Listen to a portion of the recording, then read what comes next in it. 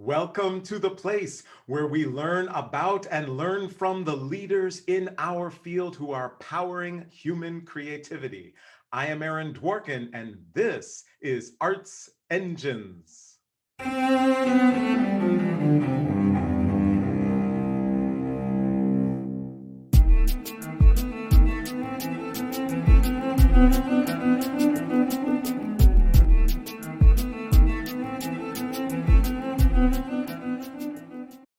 Thanks again for joining me here on Arts Engines. Today's guest is Alexa Smith, who serves as Chief of Staff and Assistant Vice President for Special Initiatives at the Manhattan School of Music. Alexa, welcome to the show. Thank you for having me, Aaron. It's good to see you. Well, and I would be very remiss if I did not also mention I am particularly excited for this episode because Alexa, in addition to all of these other things that she does, is also a participant in Sphinx Leads program and has just been extraordinary. So I am even more excited than usual to conduct the interview. So why don't we, one of the big things that I'd like to do with the show is to make sure that people understand what people really do in a lot of these leadership roles in our field. There's a lot of our audience who are looking to, take on certain roles or certain jobs. And a lot of times we think a title means something, but it actually means something else. So I was just wondering if we could start off, can you tell us what exactly does a chief of staff and an assistant vice president for special initiatives at one of our leading music conservatories, what do they do? Sure. So the title Chief of Staff is very specific to every institution. So when I came into this role, I had some strength from coming from a performance background and working at an opera company. So I was leaned on heavily for things like programming when we had gala events, whereas my predecessor came more from a facilities perspective, and he went on to lead that section of the school. So he was overseeing construction projects, which he would not want me to oversee. Part of what I do has to do with the board because I work in the president's office. And of course, the board is our bosses. So I work with them to handle all the needs of the committees and things like that. So I've got to have my eyes on everything that goes to the board and I have to understand what I'm sending them. If I'm sending them tax statements, I've got to understand and be able to explain what they're looking at or if there's changes. So that is a big piece of what I do. I'm also the head of our Cultural Inclusion Initiative, which is our diversity, equity, and inclusion work that we do. And I'd say that's grown to be about 40% or so of my portfolio. So we do not right now have a dedicated DEI role at the school. And part of that's because we wanted to be sure that when we were ready to bring someone in, we had really solid foundation for that person to succeed in. So that means we wanted the faculty and the staff to have common language. We wanted the students to understand what's expected of them when they're choosing repertoire or engaging with each other. Because the last thing you want to do is hire someone to come in and fix, but they're swimming upstream. I mean, that is just a horrible thing to do. So I think when we are ready to bring in someone, we'll have common language. We'll be ready to give them something to work with. So it's not just a whole bunch of teaching. And I'm really excited for when that happens because I love doing that portion of my work. But I'm ready to do more things outside of that. And I know that we're going to find someone really terrific to come and lead as soon as we're ready. Gotcha. And I want to get a little bit deeper into that work that you're doing there, because some of it is really critical, and especially the Black Creators Initiative. But before I do that, I was going to ask, right, because a lot of our audience, right, they either are in the midst of trying to build DE&I initiatives, or they're filled with frustration that their institution isn't doing them. I also know I've talked with certain, either leaders of color or people who are at their institution, not necessarily in a leadership role, but especially in this past year, feel like they've been called upon to do everything DE&I, and yet their job, titles stay the same and things like that. Just wondering if you could kind of share it all. what you think are, or what you have seen and or experienced are key things institutions should keep in mind as they're doing this DE&I work, or things that you've seen specifically work already at Manhattan. Yeah, so I was someone that raised my hand and said, like, I want to do this work. This is my alma mater. I had great experiences here and I had not so great experiences here. So the work's very close to me at this institution. I think one thing that we have learned coming out of the past, 12, 13 months, is that network is extremely important when you're having, especially leaders of color, do this work. So for me, I know I could not have been as successful at this work without Sphinx Lead, because no matter what was happening in a day, I had a WhatsApp group and they were ready to help. And I was ready to help when someone raised their hand and like, red flag, I'm drowning here. I need outside ears. We were ready for each other. And now we've all started in the higher ed space. We've started to connect in the independent conservatories, and in some ways we may pull our resources so that we can have a little bit more to share and on tools and things like that. But just having connection with other people is extremely important in recentering when crisis happens. And no matter where you are, it's gonna happen. You see something happening at one school and you're like, ooh, I'm glad that's not me. Just wait, because it'll happen.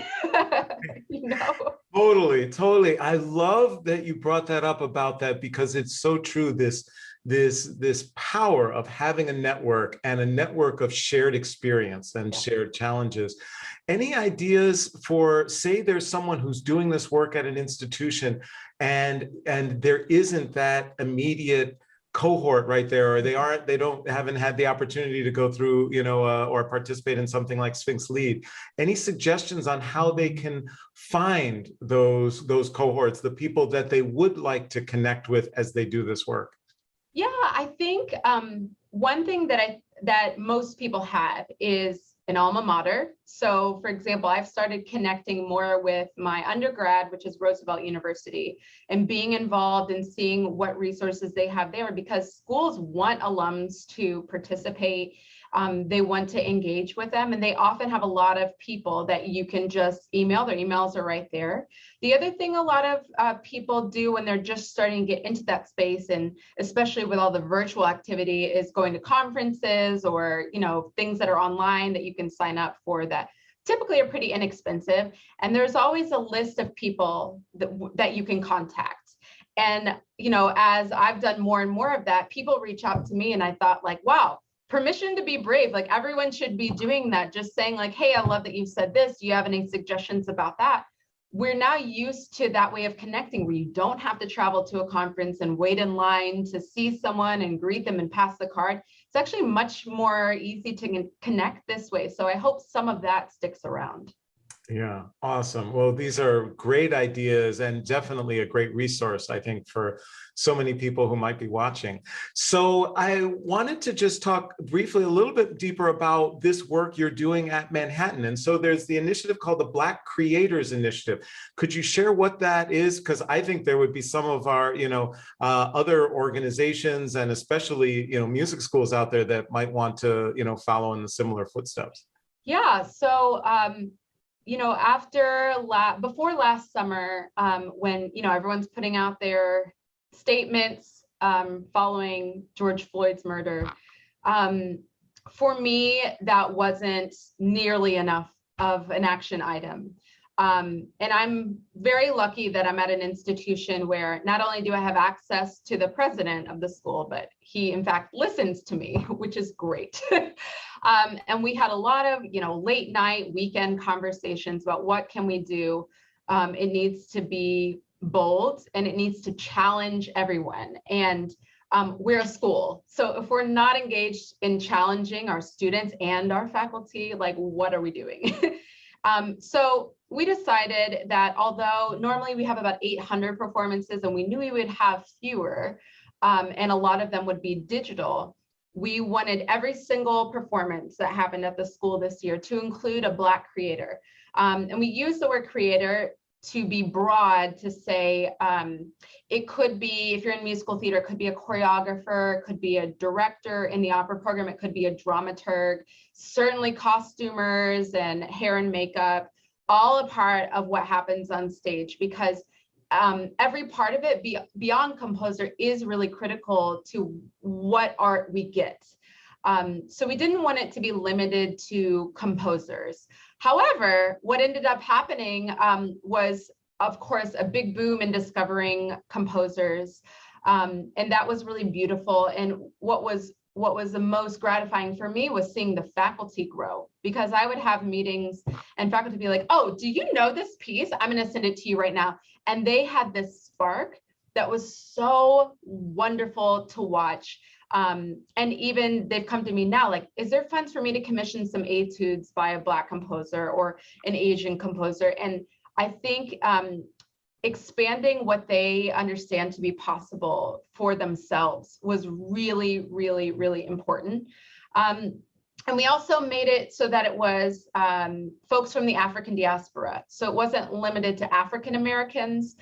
We have a lot of students from Africa, actually, who wanted to bring things from their home here and share them with some permission, you know, because they didn't feel like it belonged before.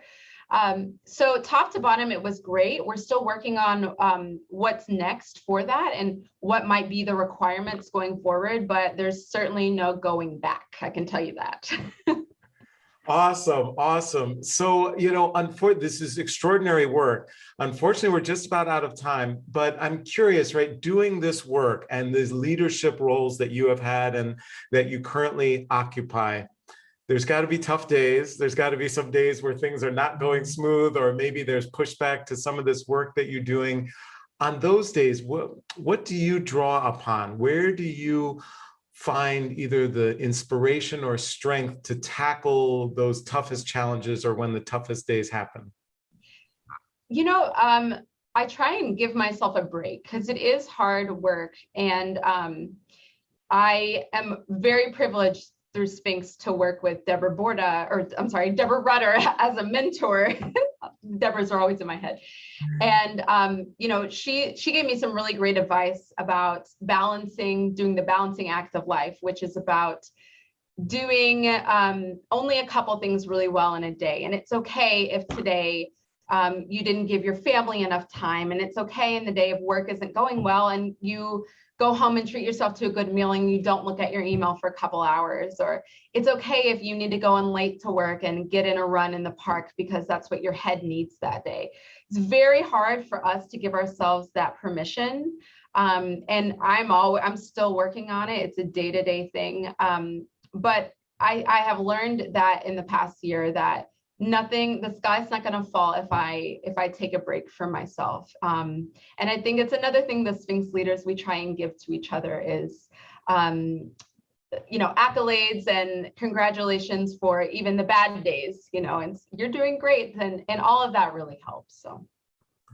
Alexa Smith, you truly are one of the arts engines who is powering human creativity in our world. Thank you so much for joining us on the show. Thank you, Aaron. Thanks.